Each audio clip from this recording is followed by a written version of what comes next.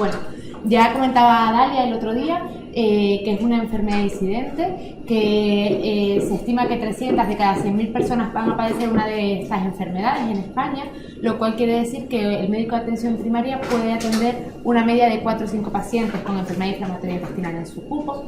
Hemos hablado también de las manifestaciones clínicas de la enfermedad de Crohn, que puede afectar a cualquier parte del tubo digestivo, desde la boca hasta el ano, y que los síntomas van a ir variando según dónde esté localizada, y la colitis ulcerosa, como bien acaba de comentar Inmaculada, pues que bueno, que puede afectar a diferentes tramos del colon y que según la localización vamos a insistir en el tratamiento tópico o en el tratamiento sistémico.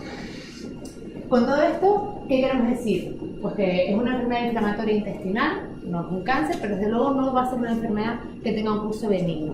De hecho, en la colitis ulcerosa es verdad que podría parecerlo, porque vemos como hasta el 55% de los pacientes tienen un brote inicial y a lo largo del tiempo se van a ir estabilizando, pero hay un porcentaje de pacientes que pueden ir evolucionando mal a lo largo del tiempo, ¿vale? Vemos cómo puede haber pacientes que tienen una enfermedad indolente y que de repente empiezan con brotes, o que tienen brotes con síntomas crónicos intermitentes.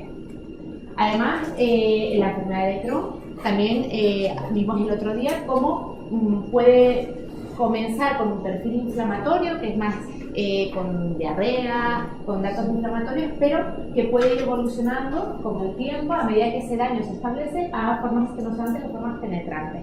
Esta es una gráfica clásica de lo que dedicamos a la enfermedad inflamatoria intestinal, donde vemos como hay una fase preclínica y que es importante el diagnóstico, porque bueno, vemos como hay brotes ¿no? en esta línea que van dañando el intestino, y a medida que estos brotes se van estableciendo, vamos viendo cómo se forman estenosis, fístulas, abscesos y necesidad de cirugía. Por lo tanto, sabemos que es muy importante identificar estos brotes y tratarlos a tiempo.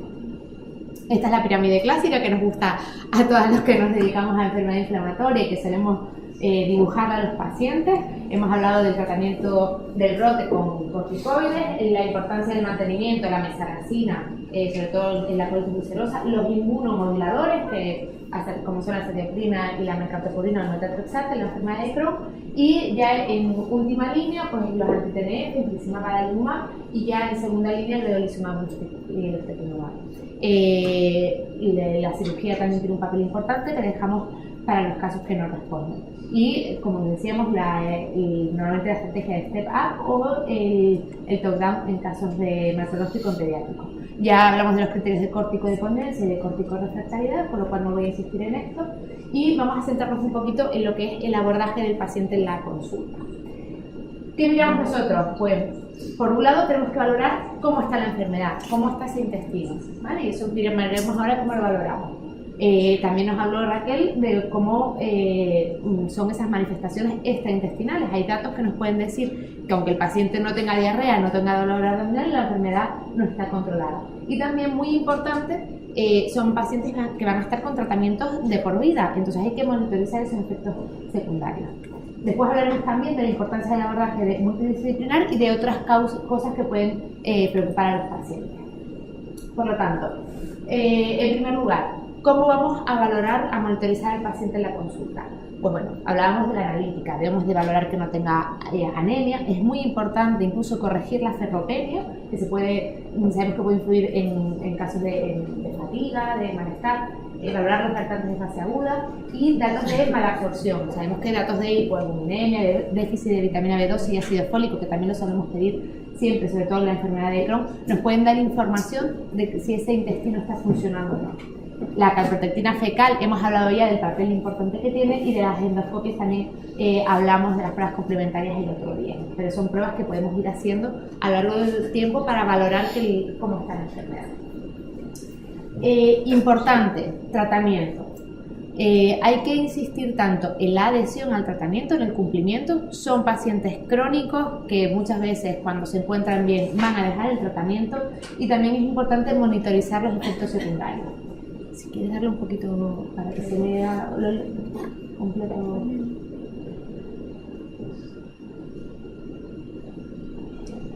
Habíamos hablado como primera escalera la mesalazina, que tienen todos los nombres comerciales que hay. Normalmente los usamos a una dosis de 2-4 gramos, 2 gramos de mantenimiento, 4 gramos de brotes, y podemos usarlo en supositorios, espumas o enemas. Normalmente, como decíamos, el supositorio llega hasta los últimos 5 centímetros del recto, la espuma puede llegar un poquito más arriba y el enema hasta el ángulo esplénico. Por lo tanto, según la afectación, utilizaremos una forma u otra. Entonces, el principal problema de la mesaracina, como decíamos, son pacientes que no suelen estar muy malos y que, bueno, que a lo largo del tiempo pues abandonan el tratamiento. Entonces es importante insistirles en cumplirlo, porque va a prevenir que haya más brotes y porque además se ha visto, sabemos que la enfermedad inflamatoria intestinal en colon aumenta el riesgo de cáncer de colon, y de hecho tenemos que hacer una vigilancia específica. Pues el tratamiento con mesalazina, digamos que podría tener un efecto protector tanto porque baja la inflamación como por el fármaco en sí frente al cáncer de colon. Entonces eso puede ser también un dato más que puede ayudarle al paciente a cumplirlo. Y un efecto secundario que solemos monitorizar, siempre cada 6 meses hacemos analítica para ver función renal, porque bueno, aunque es raro, puede verse a veces la nefritis intersticial. Cuando vemos una elevación de una creatinina en un paciente con mesalazina, hay que pensar en esto porque puede ser un efecto secundario del fármaco. Los corticoides, pues ya Inmaculada ha hablado extensamente de ellos. Yo diría que aquí, bueno, de distinguir entre los que son sistémicos, como la prednisona y la prednisolona, y los no sistémicos, budesonida, que usamos en la enfermedad de Crohn, ileocecal, o la de clometasona, que se libera más en colon, que normalmente se toleran mejor, tienen menos efectos adversos. Y aquí yo hablaría de 2 problemas. Por un lado es que nos vemos pacientes de todo tipo, pacientes que se toman los corticoides como si fueran golosinas, porque es verdad que cuando se notan un poquito mal se toman el corticoide y mejoran enseguida. Entonces vemos que probablemente hay un mal cumplimiento por sobretratamiento, y ellos además, como se compran el corticoide siempre les sobra y lo tienen ahí, y muchas veces es difícil distinguir cuando hay una corticodependencia. Nosotros en la consulta, tanto nosotros como los médicos de atención primaria, pues probablemente deberíamos insistir en eso, porque a veces te dice el paciente, no, tuve un pequeño brote y me tomé prednisona una semana, entonces hay que registrarlo bien, porque como hemos dicho, esto puede ser indicación de que la enfermedad está infratratada y que hay que subir un escalón terapéutico. Después están los que, por muy malos que estén, no se le van a tomar, porque piensan que es problemas estéticos, sobre todo gente joven, que tal, que si van a subir de peso, que si el acné, que si las estrías o no sé qué. Pues bueno, tenemos las dos cosas, ¿no? Entonces yo creo que es importante saber que el corticoide tiene su papel, es una cosa que vamos a intentar que sea puntual, y que ni ellos se pueden automedicar y que tampoco se lo pueden dejar de tomar porque a lo mejor lo necesitan en ese momento. Otro efecto secundario que yo creo que es importante, debemos monitorizar, es la osteoporosis. Nosotros siempre asociamos el corticoide con calcio, con vitamina D, como ya decíamos el otro día, y después que, bueno, que son tratamientos que no se deben mantener en el tiempo. Vemos que hay pacientes que a veces por error, porque se toman ellos el tratamiento o lo que sea, finalmente están mucho tiempo, están años con corticoides y después no se los podemos quitar porque han hecho una insuficiencia adrenal. Entonces yo creo que es importante que todos los que atendemos a estos pacientes estemos, digamos, un poco mentalizados con esto de que el corticoide es una cosa puntual, ¿vale? Que no se puede mantener. En cuanto a los inmunosupresores, pues hemos hablado ya de la tiopurina y del metotrexate, que siempre, y por ejemplo muchas veces, yo no sé, desde atención primaria, nosotros normalmente hacemos alguna analítica cuando empezamos los tratamientos para vigilar sobre todo mielotoxicidad y hepatotoxicidad, pero cuando son pacientes que a lo mejor están muy estables, a lo mejor no hace falta que vengan a la consulta, pues a veces le decimos, bueno, pues que tu médico de atención primaria te haga una analítica en 3 meses, yo te veo en 6 meses, y bueno, normalmente, ¿qué es lo que tiene que vigilar el médico de atención primaria? Pues eso, que no haya una leucopenia, que no haya una anemia importante, que no haya una plaquetopenia, que no haya una elevación de transaminasas, que eso sería indicación de bajar la medicación, de contactar con nosotros. Ya habíamos hablado ya de la pancreatitis, y también un dato también importante es la fototoxicidad. Destacar aquí que además vivimos en Canarias, que es una región con mucho sol, que ya son pacientes que normalmente pues están muy expuestos, pues que el tratamiento con azatioprina o con mercaptopurina aumenta el riesgo de tumores cutáneos. Entonces, bueno, también esto ha habido bastante debate si hay que mandarlos al dermatólogo o si probablemente pues el médico de atención primaria que esté más o menos entrenado, pues un poco también vigilarlo. Siempre que nos digan una lesión que ha crecido, que ha cambiado o sospechosa, pues derivarla al dermatólogo. Otro apunte que quería hacer también es en cuanto al metotrexate. Nos vemos muchos problemas, pacientes que ponemos metotrexate, que hay gente que se la pincha en su casa, con nosotros vamos subcutáneo y no tiene ningún problema, pero hay pacientes que no se quieren pinchar porque les da miedo o porque las primeras dosis necesitan entrenamiento. ¿Qué pasa? Que este fármaco, pues en la ficha técnica pone que es un quimioterápico. Entonces, cuando se lee esto en el centro de salud, pues se asustan y le dicen al paciente que tiene que venir el último, se ponen unas escafandras para pincharlo y tal. Decir que no, que es un fármaco seguro, que no hay ningún problema porque se lo ponga a nadie, que no hay que crearle una alarma al paciente que ya va asustado, que le has dicho que le vas a poner un inmunosupresor, cuando encima ve que todo el mundo se disfraza alrededor cuando le van a pinchar. O sea, simplemente hay que tener las medidas habituales, es una jeringa precargada y no hay ningún problema, ¿vale? Yo creo que eso es una cosa que tenemos que inculcarles porque muchos centros o simplemente dicen que no se los pinchen. Y por último, los biológicos. Aquí es donde más insistimos también, es que es un tratamiento con una inmunosupresión más profunda. Previamente hemos dicho que hacemos serologías de hepatitis y hay que descartar una tuberculosis latente, que hay que suspenderlo en casos de infecciones activas, y esto es importante también porque, bueno, los que están con infliximab o con tratamientos que ponemos nosotros en hospital de día, pues más o menos los tenemos más control, pero por ejemplo el adalimumab, el golimumab, el ustekinumab, son fármacos que el paciente se pincha en su casa. Entonces probablemente la primera persona a la que van a preguntarle es a su médico de atención primaria. Mira, es que estoy con fiebre y tal.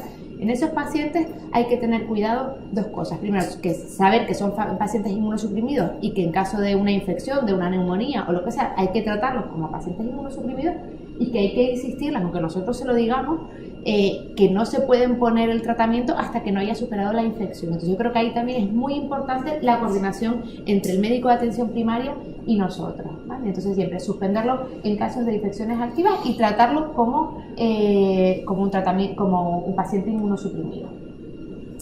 Y las manifestaciones extraintestinales, ya nos ha hablado Raquel ampliamente. Como decíamos, no todo es el Crohn, pero sí es verdad que hay cosas que nos deben de hacer pensar que el paciente a lo mejor no está bien controlado. Hemos hablado de la astenia, la fatiga crónica, la piel, las aftas bucales que suelen ser muy molestas, la espondilortritis, osteoporosis, y también destacar que se puede asociar con otras enfermedades autoinmunes como el hiper o hipotiroidismo, la enfermedad celíaca y bueno, y siempre pues, las hepáticas, como hemos hablado, con artritis interesante primaria. Entonces, ¿qué es lo que podemos hacer o qué es lo que creo yo que pueden digamos, aportarnos más desde atención primaria?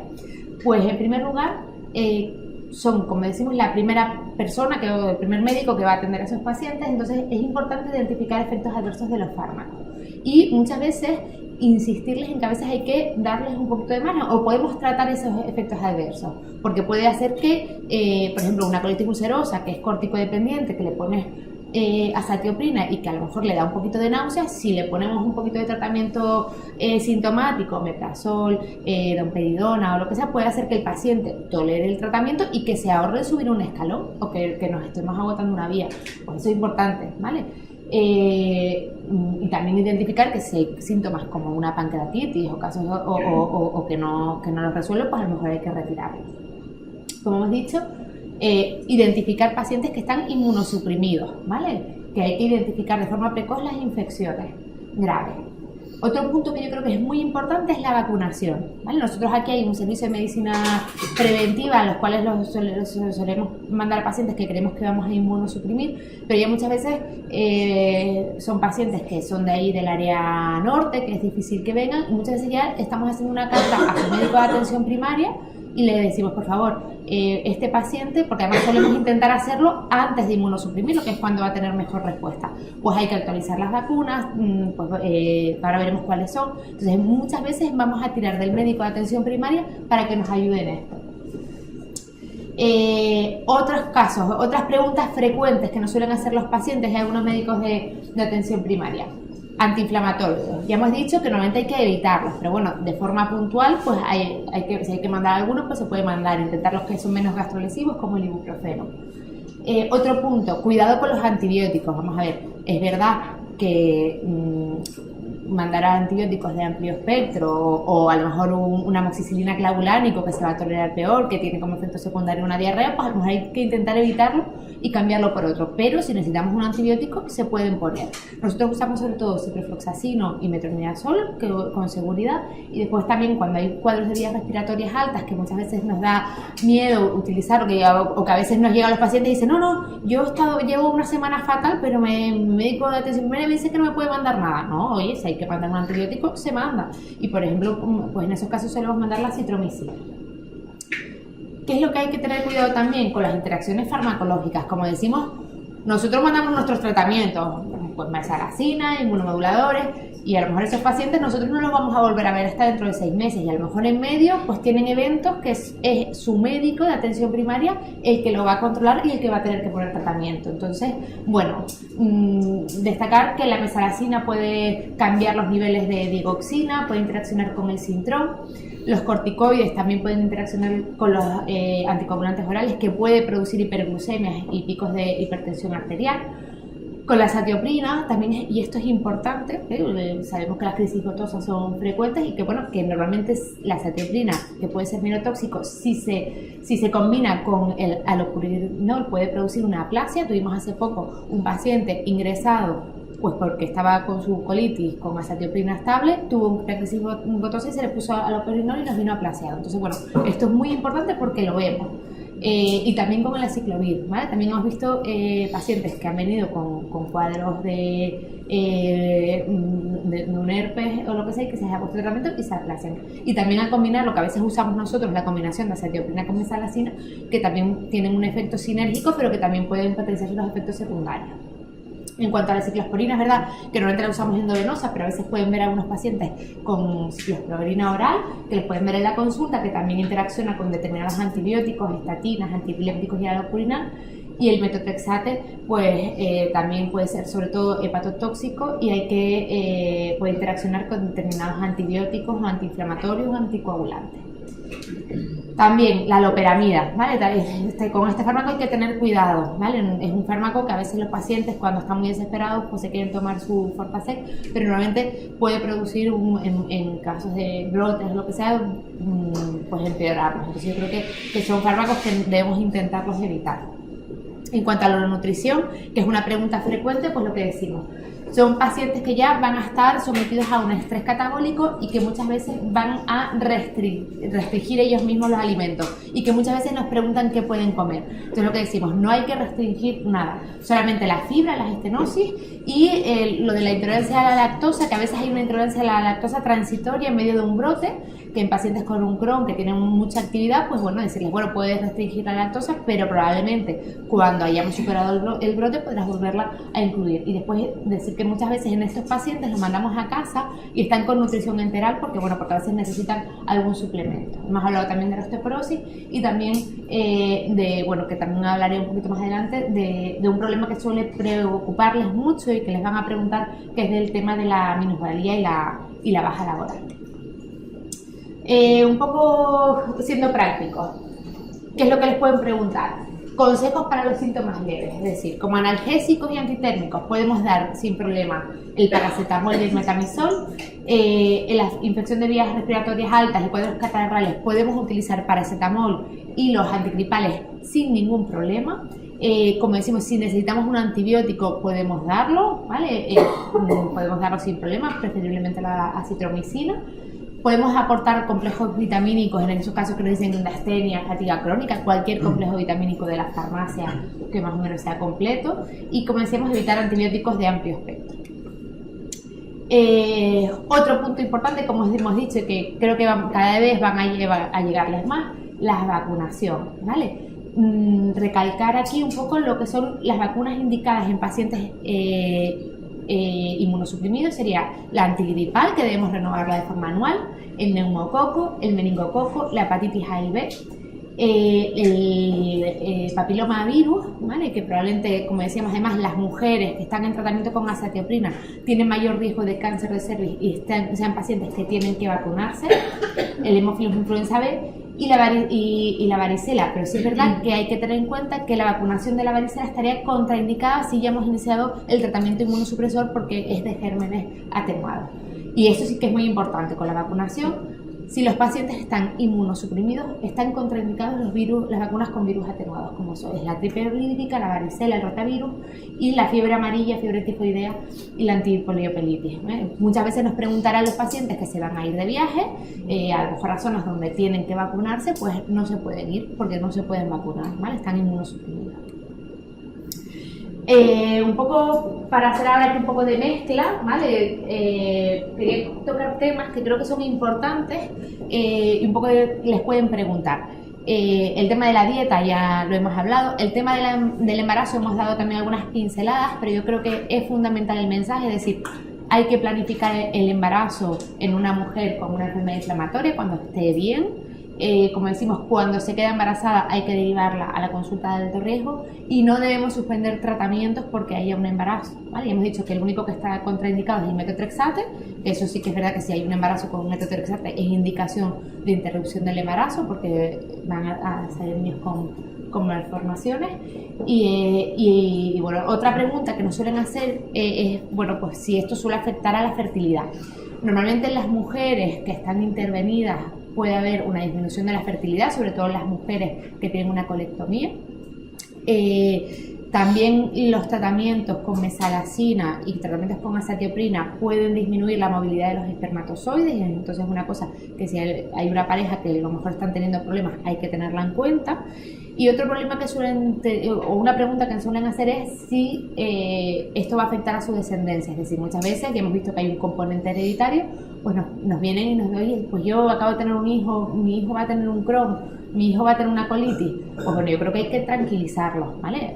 Hay una predisposición genética, pero a ver, muchos otros factores que puedan influir, pero también hay que tenerlo en cuenta, lo que decíamos, si un paciente empieza con una clínica un poquito rara, que nos haga pensar en una inflamatoria, pues vamos a ir más rápido a hacerles pruebas si tiene antecedentes. Y después otro tema que yo creo que es muy importante son los problemas laborales, ¿no? Y creo que eso les toca directamente a los médicos de atención primaria, porque bueno, al final son los que van a gestionar la baja. Yo creo que estos pacientes cuando están en un brote necesitan estar en reposo, necesitan recuperarse, pero muchas veces, hay que animarlos también cuando ya han pasado el brote agudo y están bien y están estables a intentar que retomen su actividad habitual. El problema es que bueno, son pacientes que van a necesitar venir a las consultas, hacerse pruebas y todo esto puede tener problemas a nivel de su empresa, a nivel de su trabajo. Entonces muchas veces a lo mejor ahí podemos aconsejarles el tramitar lo que es la minusvalía. Como siempre les digo yo, no es para que te den una paga, no es para que te quedes en tu casa sin trabajar, sino es para que a lo mejor esto se reconozca y dentro de tu empresa se reconozca que tienes que venir pues una vez cada 3 meses al médico y que no te pueden decir nada. Entonces probablemente vaya más por ahí las cosas, ¿no? De, bueno, el que está enfermo y tiene un brote pues no podrá trabajar, pero muchas veces habrá que proteger a esos pacientes para que puedan acudir a las consultas y ponerse los tratamientos. Hablar un poco de los viajes, que siempre les preguntan. Muchas veces les recomendamos que se lleven un kit de emergencia con un corticoide o algún antibiótico por si hay algún brote, y el tema de las vacunas, ¿vale? Que sí que es importante. Para terminar, quiero darle un poquito un enfoque, digamos, más, no tan terapéutico, pero que creo que es importante, que es también el trato con el paciente, ¿no? Yo creo que muchas veces nos perdemos o nos interesan unas cosas, pero como muestra esta viñeta, pues no somos capaces de ver las cosas desde el mismo lado de los pacientes, ¿no? Aquí esto es un estudio en el cual se hicieron unas encuestas vía email a 800 personas, de los cuales la mitad eran pacientes y la otra mitad eran médicos o enfermeros que se dedicaban a la enfermedad inflamatoria intestinal. Y era todo, bueno, pues de países desarrollados, también había pacientes españoles y médicos españoles. Y entonces vemos cómo el manejo era diferente, ¿no? Al médico normalmente lo que le preocupa cuando vas al paciente es: tengo que evitar la cirugía, tengo que inducir una remisión rápida en el paciente con los mínimos efectos secundarios, tengo que intentar modificar la evolución natural de la enfermedad y las complicaciones, lo que nos hemos estudiado, ¿no? Evitar la toxicidad del corticoide, inducir la cicatrización mucosa porque sé que esto va a ir mejor.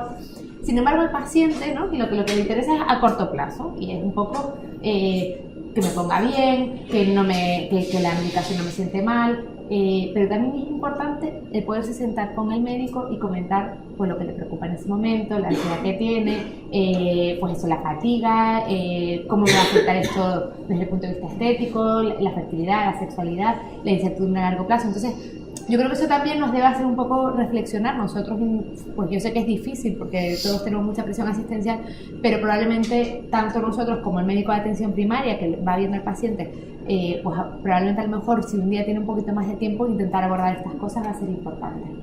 Este mismo estudio, fíjense cómo cambia la cosa, que cuando hacían la pregunta a los médicos decíamos que o sea, el 62% de los pacientes consideraban que iba a ser difícil llevar una vida normal frente al 36% según los médicos, o sea que probablemente es muy diferente según cómo lo veamos.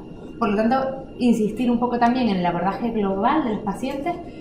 Tenemos que monitorizar la actividad de la enfermedad inflamatoria y tratarla, pero siempre teniendo en cuenta la seguridad, teniendo en cuenta las manifestaciones extraintestinales y después lo que es un poco el entorno del paciente, ¿vale? Con sus emociones, con sus problemas laborales, con sus problemas familiares y con su entorno social, que también pueden ser muy importantes y puede hacer que viva la enfermedad de una manera u otra. En cuanto al seguimiento, pues también destacar, ¿no? Probablemente la enfermedad inflamatoria es multifactorial, tenemos una susceptibilidad genética con una serie de factores ambientales como una respuesta inmune alterada, pero probablemente cómo gestione el paciente la patología va a influir tanto en cómo viva la enfermedad y en cómo evolucione.